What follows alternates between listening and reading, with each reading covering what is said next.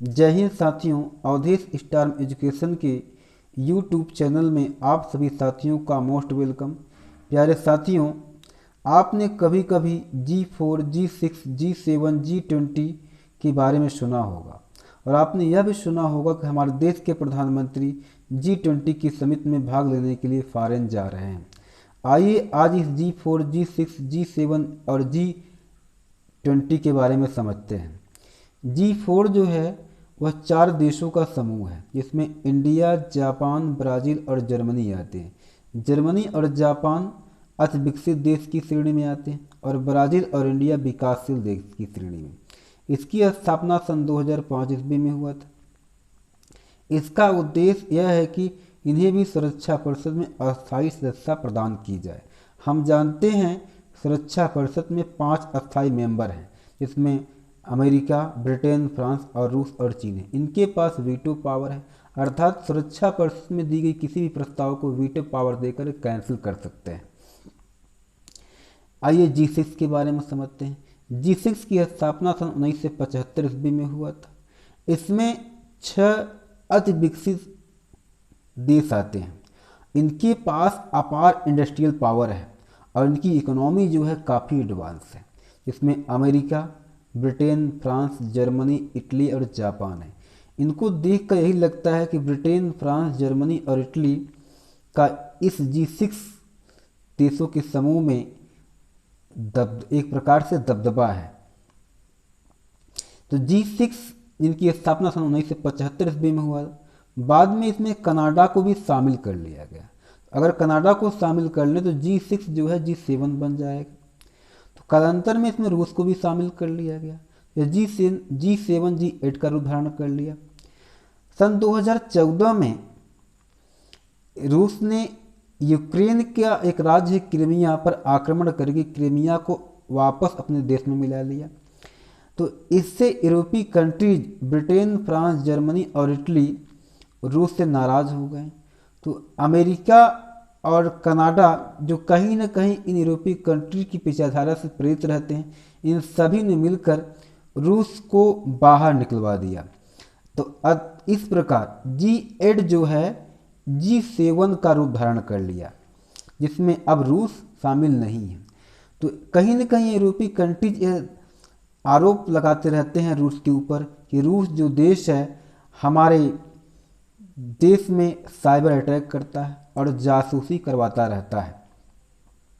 इस प्रकार G7 के समूह में रूस देश को निकाल दिया गया। G7 का विस्तार अभी हाल ही में अमेरिका के राष्ट्रपति ने G7 का विस्तार करने की इच्छा प्रकट की है। तो G7 का विस्तार क्यों करना चाहते हैं? वह चाहते हैं कि चाइना का दबदबा पूरे विश्व में कहीं न कहीं बढ़ता जा रहा है और चाइना का विस्तारवादी नीति को रोकने के लिए डोनाल्ड ट्रंप ने G7 का विस्तार करने की इच्छा प्रकट की है। इसमें वो कौन कौन से देश को शामिल करना चाहते हैं? इंडिया को शामिल, इंडिया और साउथ कोरिया, ऑस्ट्रेलिया और रूस को शामिल करना चाहते हैं।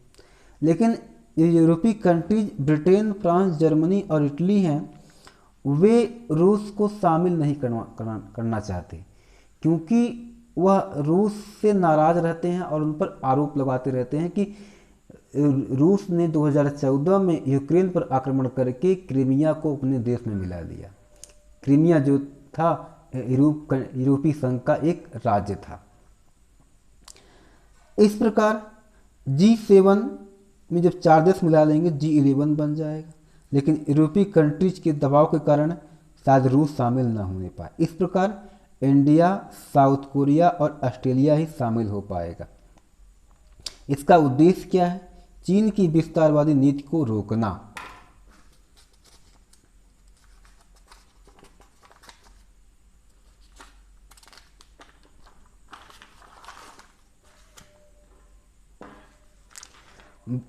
बाद में ब्रिटेन के प्रधानमंत्री ने G10 को D10 का एक समूह बनाने की इच्छा प्रकट की है।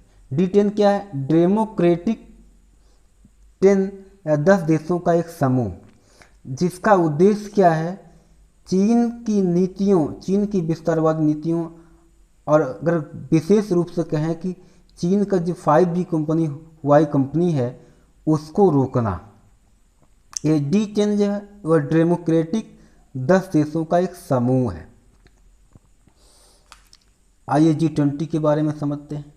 G20 जो है इसकी स्थापना 26 सितंबर 1999 ईस्वी को हुआ था।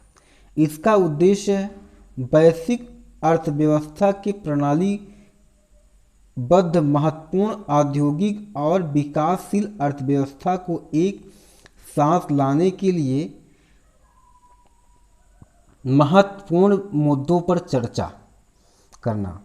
इसके सदस्य 20 सदस्य हैं। इसके पहले नंबर पर USA, Britain, France, Italy, Germany, Japan, Canada, Brazil, south Korea,